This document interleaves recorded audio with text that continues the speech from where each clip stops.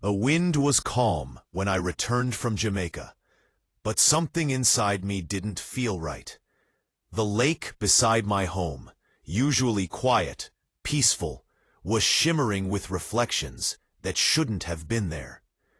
As I walked closer, my heart froze. 30, maybe 35 yachts were floating on my private lake. Expensive, glossy, branded yachts, lined up like they owned the place. I stood there for a full minute, just staring. This can't be real.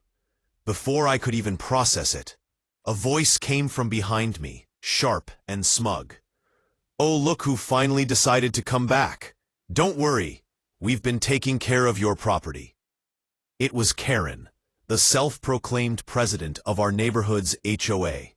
She wore her usual fake smile, clutching a clipboard like it gave her power. "You can't just park boats on my lake," I said, keeping my voice calm. Karen laughed. "Actually, sweetheart, you were gone for 3 weeks. The HOA board voted to use your lake as a shared amenity. It's for community development." I blinked. "You what? This lake is on my deed. It's private land." "Oh, please," she said, rolling her eyes. "You weren't even here. You can't just claim nature as your own." I took a step closer, my pulse rising. "Karen, I left to deliver hurricane relief supplies to families in Jamaica. I was gone for charity, not vacation." She smirked. "That's sweet. But while you were gone, things changed, and you might want to check your mailbox before making big accusations." Something about her tone made me uneasy. I rushed to my porch, opened the stack of envelopes, and there it was. A bright yellow notice, stamped HOA occupancy violation. She had filed paperwork claiming my property as community extended access. I clenched the paper in my hand, trying to stay composed. But deep down, I already knew this wasn't a mistake. This was war. If she thought I'd just let it go, then I would. She had no idea who she was messing with. That night, I couldn't sleep. The sound of engines outside, yacht engines, kept echoing across the water like mockery. Headlights reflected on the waves, music blasted, and strangers partied on my property. At midnight, I finally stepped out, holding a flashlight. "Hey, you can't be here!" I shouted toward the nearest yacht. A man in sunglasses, at night, raised his drink and laughed. "Talk to Karen. She said it's community property now." My blood boiled. Karen had turned my lake into her personal marina. I walked toward her house, the biggest one on the block, glowing with lights. I could hear her voice from the patio, bragging. "She's back, but don't worry," she told a group of HOA members. "The paperwork's solid. She won't be able to touch a thing without violating Section 3A, Abandoned Amenities Clause." I stepped out of the shadows. "Funny thing, Karen," I said. "Section 3A doesn't apply to private property listed under independent ownership deeds." Her fake smile twitched. "Oh, really? Did you hire a lawyer overnight?" I crossed my arms.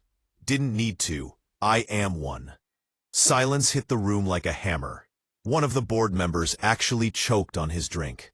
Karen's eyes widened. "You're lying," she stammered. "Try me," I said, pulling out my phone. "I drafted the deed myself 5 years ago when I bought this land, and I also happen to specialize in real estate law."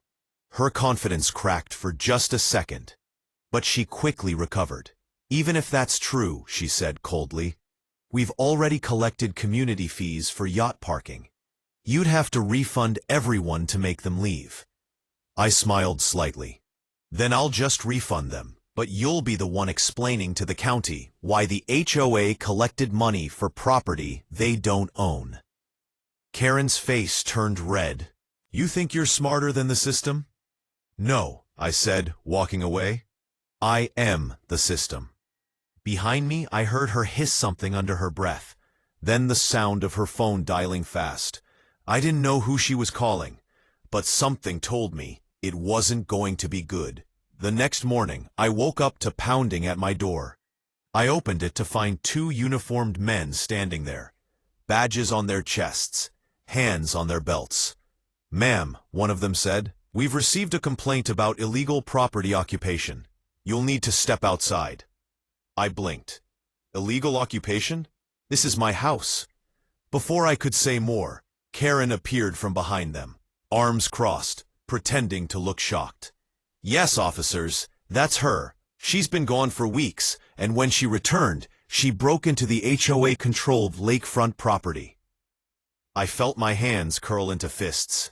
"Karen, you're lying, and you know it." The taller officer frowned. "Ma'am, do you have proof of ownership?" Karen smirked. "Of course she doesn't. We already transferred jurisdiction to the HOA." I walked inside calmly, ignoring her smirk, and returned with a blue folder. "Here," I said, opening it in front of the officers. "Original deed, registration, tax receipts, all under my name." The men exchanged a look. One of them scanned the paper and said quietly, "This looks legitimate." Karen's fake confidence faltered for half a second before she snapped, "Those could be forged." "Then you won't mind if they verify it at the county office," I replied. She stiffened. "You're wasting everyone's time. She's a trespasser." The officer turned to her. "Ma'am, we'll handle it from here. Please step back." The look on her face was priceless. Anger mixed with disbelief. She muttered something about incompetent police and stormed off toward her SUV. As the officers apologized and left, I watched her peel away down the street, tires screeching. But my gut told me this wasn't over. Karen never gave up easily. An hour later, as I checked my security cameras, my phone buzzed with a new message. Anonymous number. "You might want to check your lake again. Things are about to get wet." I ran to the back porch and froze.